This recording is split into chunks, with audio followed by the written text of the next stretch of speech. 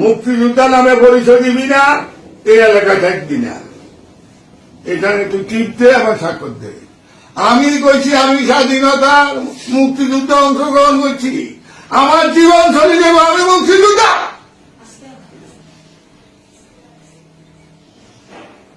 আমি পারি না, আমি আত্মহত্যা করতাম। আমারে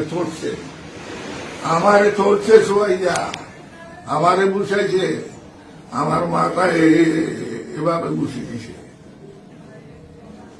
আমি এটার বিচার চাই। আর বলছে 5টার আগে যদি বাড়ি থেকে না যাস, 5টার আগে বাড়ি থেকে না গেলে তাইলে তোদের বাপ বেটার মাংস, হাড় মাংস খুঁজি পাওয়া যাবে না। তুই এখানে স্টামে টিপ দে আর স্বাক্ষর দে। আমি আমার জীবন তোরা আমার জবাবদি দে, আমি কিন্তু স্টামে স্বাক্ষর দেবো না, এলাকা আমি ছাড়বো না। প্রতি 5টার আগে দায়িত্ব দিব। বাবা, আমি ইজ্জতের ভয় আমি 5টার আগে চলে এসেছি। এখন যদি আপনারা বলেন উপদেষ্টা মন্ডলীর কাছে আমার দাবি মুক্তিযোদ্ধা হিসাবে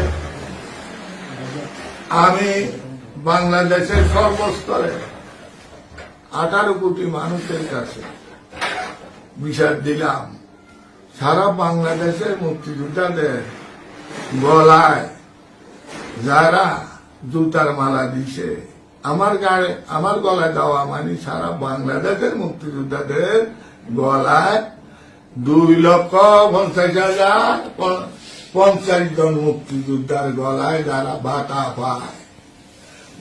বাতা পায়, যারা গেজেটভুক্ত, তাদের গলায় গতদিন জুতার মালা লাগছে।